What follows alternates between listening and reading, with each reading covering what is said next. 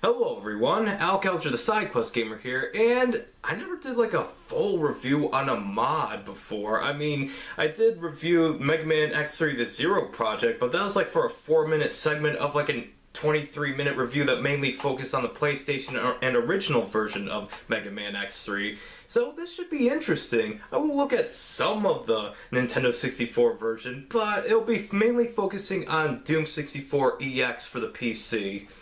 This was a request I have received as far back as last summer, and for some reason I never got around to it until now. Before the request, I played like 2 minutes of it and for some reason didn't pick it up again. I thought the game was fine, but my purism for Doom 1 and 2 made me wish the game was played with a keyboard instead of a controller.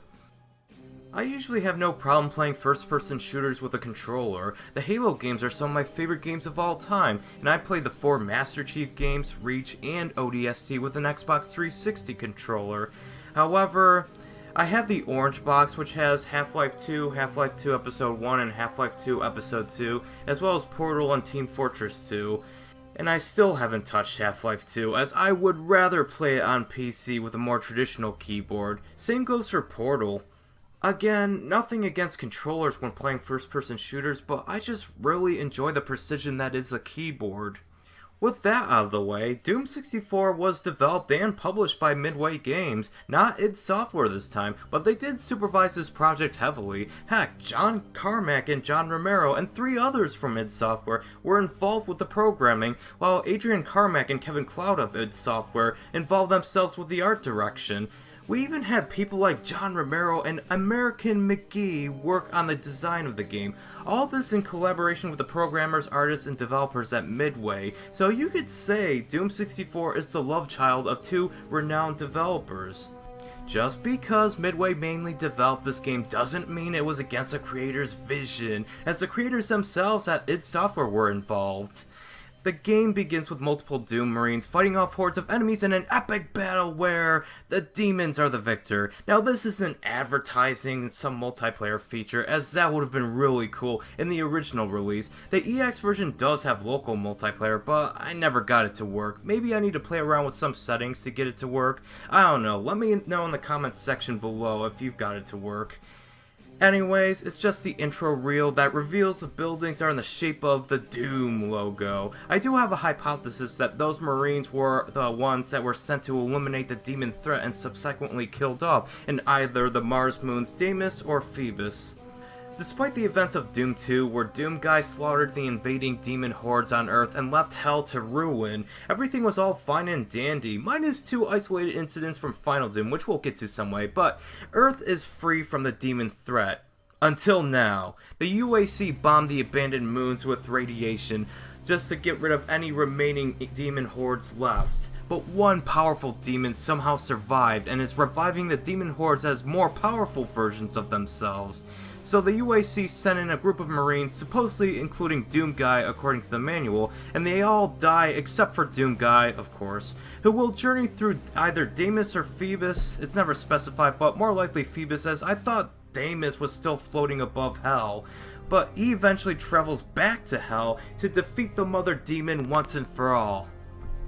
Doom 64 was released to the public in April of 1997 in North America and initially got some very mixed reception to say the least, and didn't sell that well, as it was deemed lackluster in comparison to Turok Dinosaur Hunter, which came out a few months before, and then Doom 64 was forgotten about, especially when GoldenEye was released 4 months later. Back then, having polygonal graphics was in. It was trendy. If your game even used sprites for the majority of it, it wouldn't be well received, as it would be viewed as a step backwards in the FPS genre. But now we all know who the clear winner is in terms of graphical appearance, as while GoldenEye and Turok had some appeal, they have aged about as well as a former athlete who smoked many cigars in their prime, while Doom 64 has aged as well as a seclusive individual who stayed out of the sun. While the once cool athlete is now a shriveled up raisin of an individual, the seclusive individual still looks fine. Mean-spirited examples aside, Doom 64 looks amazing. The art style is going for more of a horror theme. There is much more satanic imagery and machinery with impressive, even to this day, lighting effects. And while Doom 1 and 2's demons kind of look pixelated and cartoony for the most part, the demons in this game actually look scary. Look at the goofy demon, he thinks he's scary. Holy, get that thing away from me! Although I will say that Doom 64 looks a little too dark on the original console. The EX mod does fix this and looks much better, but the original isn't unplayable by any means. In fact, it's very playable, but you do have to mess around with the brightness settings on your TV just to see something. The 64 version does have in-game brightness settings, but even on full, it's a little dark. The gameplay is a standard Doom style, except with a more scary emphasis, and it really helps that the music conveys this sense of desolation and danger around the corner. If you're playing the EX mod, you'll have the familiar control scheme you knew from the previous entries in the series. While the Nintendo 64 version's controls was fine, the controller could only do so much, and you would have to cycle through your acquired weapons just to get the one you wanted. But it's such a relief in the EX mod to now have the fist or chainsaw be mapped at the 1 key, pistol at the 2 key, single or double-barreled shotgun at the 3 key, chain gun at the 4 key, rocket launcher at the 5 key, plasma rifle at the 6 key, BFG 9000 at the 7 key, and the new exclusive weapon being the Unmaker or the laser gun, or as Doom Guy calls it, what the f*** is this? At the 8 key. And the Unmaker is kind of overpowered, especially if you collect the secret demon keys hidden in 3 of the 4 secret levels. If you do find all 3 demon keys and still have the Unmaker, the final level being Absolution will be much easier, as those demon keys would add new functions to your Unmaker. The more demon keys you collect, the more powerful the Unmaker will be, and if you get all 3 demon keys, oh boy, the final boss will be so easy. The secret levels actually have a purpose in this game, and I will probably make a side quest video on them someday. They aren't just some nostalgia trip, which I admit was really cool for Doom 2, but there really wasn't much of an incentive other than the id Software Easter eggs like the Wolf SS troops and the Hanging Commander Keynes to play through those secret levels. But as for enemy variety, other than the absence of the Spider Mastermind, the Renovant, and the Archvile, which Midway themselves wanted to include in this game but couldn't due to memory constraints supposedly, it's probably due to the radiation that they look much different and are more powerful. Now the Pain Elemental, those things that spawn Lost Souls, have 2 Lost Soul birth canals, and now the Demons and Spectres look meaner and scarier. Now the Arachnotrons have 6 legs and have twin plasma cannons. Now the Lost Souls hit like a tank and are probably the biggest threat to you in the game. I'm not kidding, even on the lowest difficulty setting, they can take you down with just a series of hits, which can be challenging as Lost Souls tend to come in swarms and they home in on you. It's really easy to get surrounded by them. The Cyber Demon, Hell Knights, and Barons of Hell serve similar functions as they did in the previous game and continue to be one of the higher threats in this game, although at least they differentiate the Hell Knights and Barons where the Knights have the green energy and the Barons have the purple energy.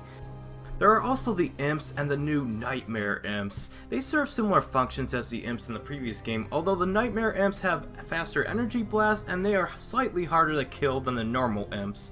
So when analyzing the enemy variations and functions, the enemies seem to be much harder than in Doom 1 and 2, and I'm perfectly fine with that. There is a story reason for why that is so, and I do appreciate id Software and Midway for letting these slight changes happen. It makes the game feel much more of a progressive sequel in that sense, even if it's just minor changes and updates to some people.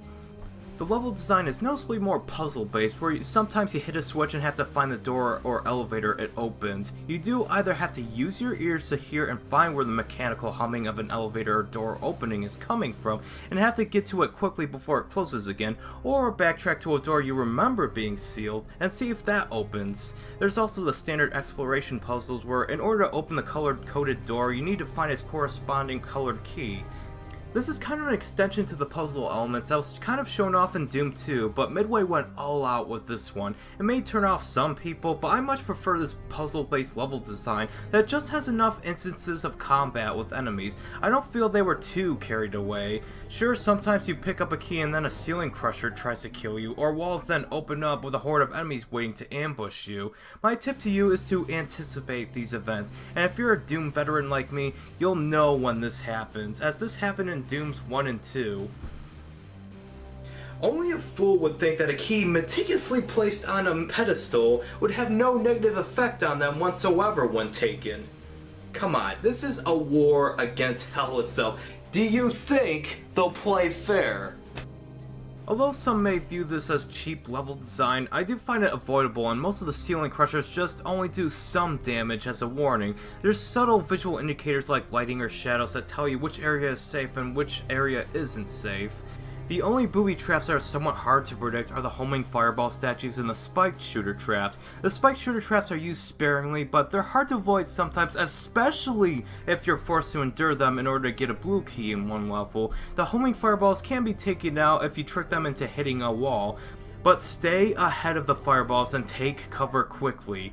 And that's all I have to say for the gameplay. It merges the familiar fast-paced action of the previous two games, but ups the ante with combat and puzzles, making the levels feel more memorable and unique as a result. The sound and music direction I have to give a lot of credit to. Now, I love the music from the first two Doom games, as it was mostly fast-paced rock music, getting you in the mood to take out swarms of demons. But the music by Aubrey Hodges goes for more of a subtle horror kind of tone. Most of the levels have ambience, mainly consisting of sound effects like groaning or synthesizer, not in a form of rhythm, but rather just to establish the setting and mood. It's very unsettling because the soundtrack is supposed to make it sound like the level and world around you are making those noises. There are only two songs that have a military-style rhythm with electric guitars, drums, and keyboard synthesizers, being the intro reel and the ending. I especially love the ending theme, and while Aubrey Hodges gave Doom 64 a survival horror feel, it still works very well. It may be a different direction than Robert Prince's guitar and synthesizer dominant MIDI soundtracks from the first two games, but I really don't mind it and wouldn't have it any other way, to be honest. It just allows Doom 64 to have even more of its own identity. So overall, Doom 64 is a fantastic sequel to Doom 2. In fact, I think this might be actually my new favorite Doom game. It takes everything that worked with the first two games and Midway adds some of their own flair to create the love child that is Doom 64. While it's excellent on the Nintendo 64, I think it's slightly better on PC, to be honest. It's not an official port, but thanks to Samuel Kaiser Villareal, he brought all the features of the first two PC games over to Doom 64. I'd give Doom 64 a 96 out of 100 for the Nintendo 64 version, while the EX version gets a point for being my preferred version to play. Please give it a shot, whether it be the original or EX version. I have seen loose carts of Doom 64 go for around $20, which is a pretty good deal if you ask me.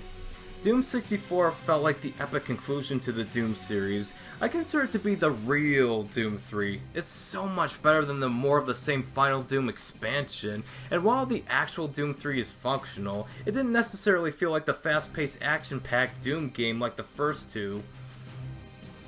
So that's Doom 64. While the new Doom is out and everybody's eating it up, I do hope that someone will go back to the classics and take a look at this overlooked classic. But anyways, thank you guys so much for watching, and remember to stay awesome.